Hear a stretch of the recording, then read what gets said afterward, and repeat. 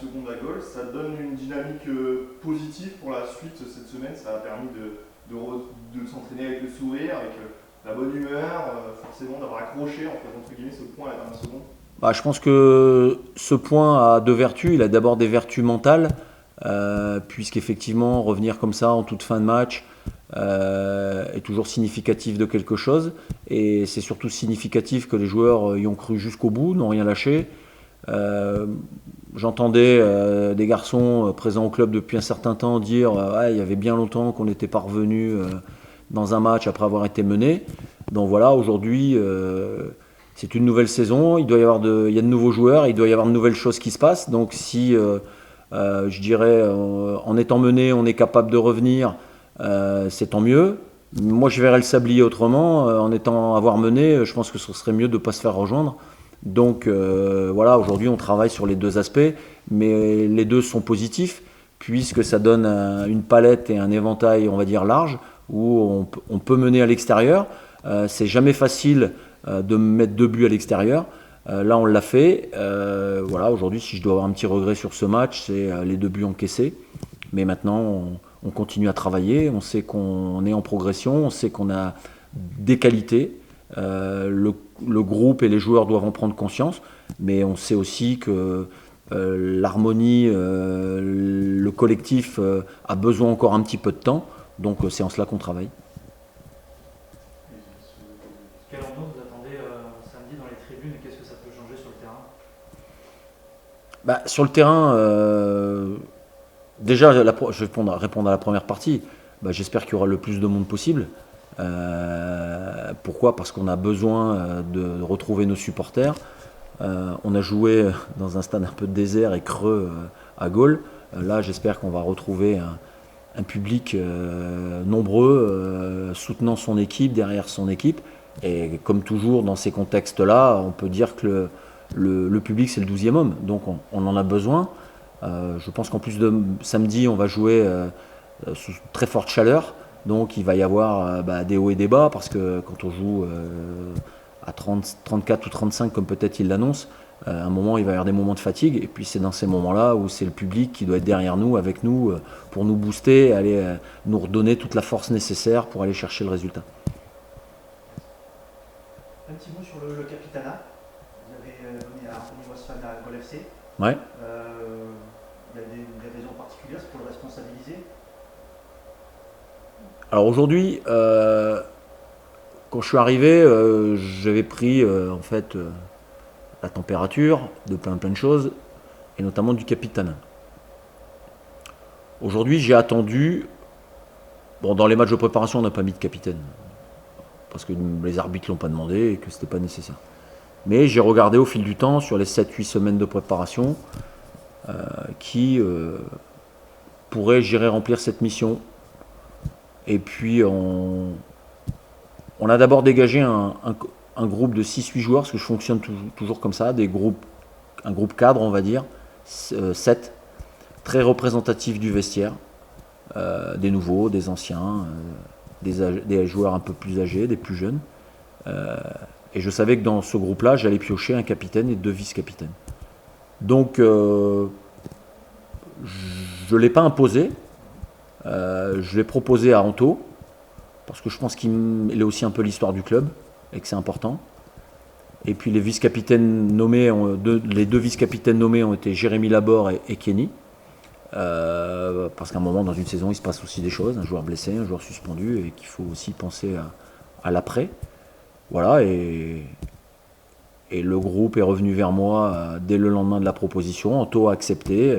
Il me l'a confirmé le matin du match à Gaulle. Voilà, donc le brassard lui est revenu. Parce que je pense qu'effectivement, il a toutes les qualités pour le faire. Ça va le responsabiliser. Ça lui permettra aussi peut-être de gommer les petites erreurs du passé.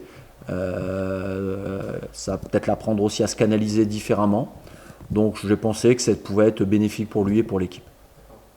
Encore un petit sujet à l'intérieur même du groupe qui agrémente beaucoup les conversations. La concurrence entre les deux gardiens, parce que vous avez la chance d'avoir deux super gardiens pour ce niveau-là. De l'extérieur comme ça, le public toulonnais pure souche, pure base, ne s'attendait pas forcément à ce que Andréani devienne numéro 2. Comment se passe la concurrence au sein du groupe entre les deux gardiens? Alors, aujourd'hui, le précepte de base, c'est d'avoir 2 très bons gardiens. Et j'ai la chance d'avoir 2 très bons gardiens parce qu'on l'a voulu et c'était inscrit. Parce qu'aujourd'hui, si vous vous inscrivez dans un objectif élevé, vous ne pouvez pas vous permettre parce qu'une saison, on ne sait jamais ce qui peut se passer. Voilà. Aujourd'hui, c'est Flo qui en subit les conséquences et les choix.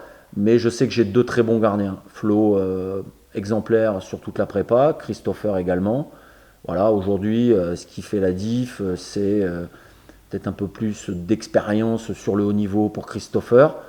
Et le choix s'est porté là-dessus. Alors, Flo ne le vit sans doute pas bien. Il n'a encore rien montré en termes de grand professionnel.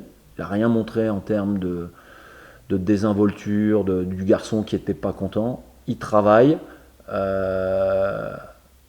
Et puis aujourd'hui, j'ai un très bon gardien qui est pour l'instant, puisque je suis parti avec lui numéro 1, qui est Christopher. Flo est proche.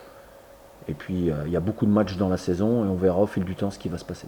Mais pour l'instant, la ligne de conduite, c'est celle-ci. C'est Christo qui est là, qui va débuter le championnat. Et après, on verra au bout de 4, 5, 6 matchs, 7 matchs ce qui se passera.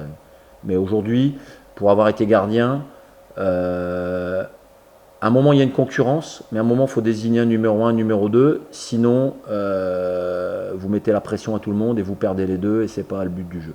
Donc voilà, aujourd'hui, la hiérarchie a été déterminée par le coach. Ça peut surprendre, ça peut peut-être même en choquer certains. Mais voilà, aujourd'hui, la décision, elle est là et tout le monde doit l'accepter et l'assumer surtout.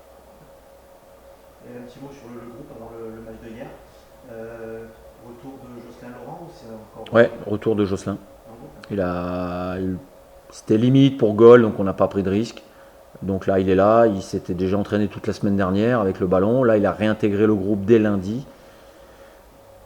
Voilà, et aujourd'hui, il est dans le groupe des 18 que j'ai convoqué pour demain, le dernier entraînement. Et donc, tout va bien. On va toucher du bois pour que ça continue comme ça. Pas de suspendu pour le moment et pas de bobo, mais il y a encore un dernier entraînement demain et on ne sait jamais ce qui peut se passer. D'accord. Une dernière petite question. Selon vous, la clé, étant donné le contexte, vous l'avez expliqué, la deuxième journée, donc il n'y a pas un enjeu sportif phénoménal, c'est plus une question d'image, on va dire, de rivalité locale. Vous savez ce qui s'est passé au niveau des dirigeants il y a encore quelques mois. Ça pourrait être quoi la clé pour bien négocier ce derby? Garder la tête froide, surtout s'il y a canicule? Alors tout ce qui est, on va dire, en dehors du terrain, je le laisse aux médias, aux supporters, au réseau. Ça, je m'en occupe pas et je vous avouerai que je suis sur aucun réseau, je ne lis pas la presse, jamais. Donc je me concentre que sur l'essentiel, c'est le terrain.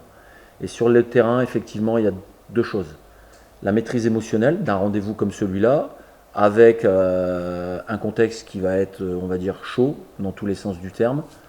Chaud de par la confrontation directe des 2 équipes, parce qu'il y a une suprématie locale à faire respecter. Chaud par les conditions, on va dire, climatiques. Et chaud aussi parce qu'un match comme ça se joue aussi sur le rythme et l'intensité.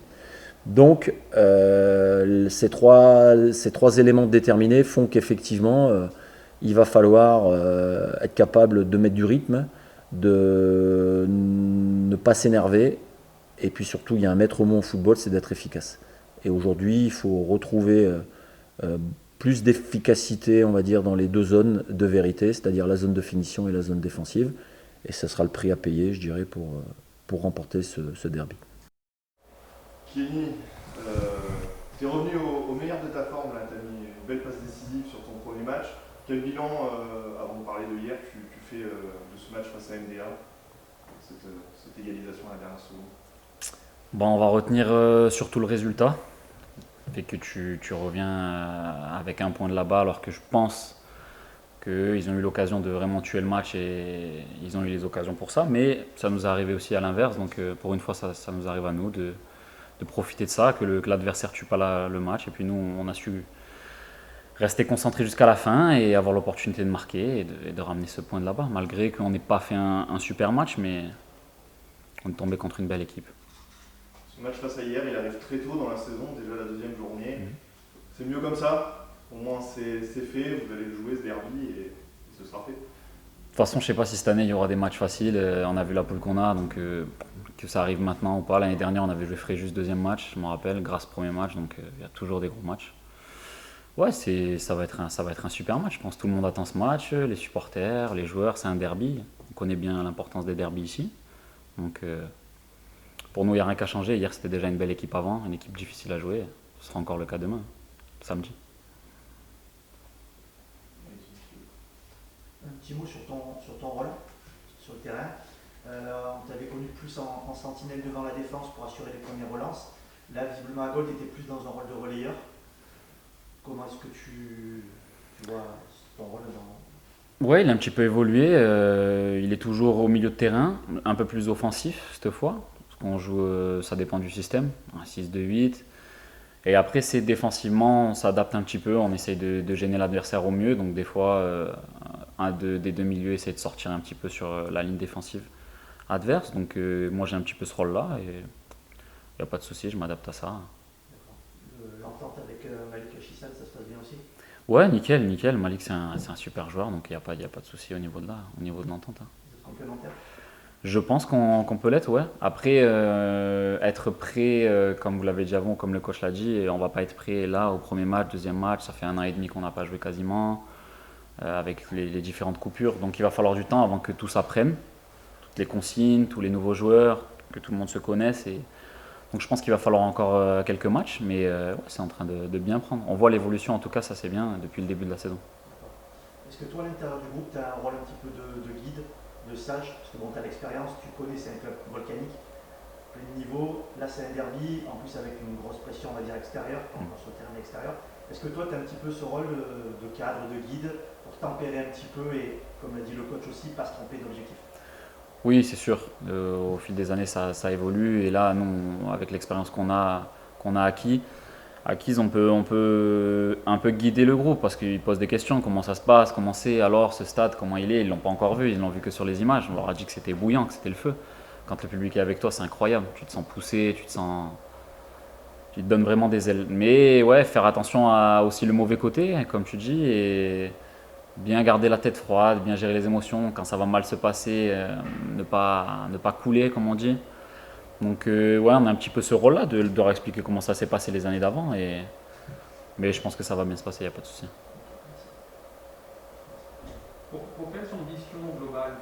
Vous l'avez souligné, 1 an et demi sans jouer. On se pose aussi des questions, toutes les équipes se posent des questions. Voilà, vous le disiez vous aussi à titre individuel, voilà, il faut retrouver le rythme, ainsi de suite, on ne sera pas prêt de suite. On va créer un nouveau départ, un nouveau coach, ainsi de suite. Pour quelle ambition voilà, le Sporting cette saison? Quand on joue au Sporting et que surtout en N2, on est obligé de jouer les premiers rôles, de toute façon c'est comme ça. Maintenant, nous ce qu'on s'est dit clairement dans le groupe, c'est que bien sûr que l'objectif principal c'est on a tous envie de monter.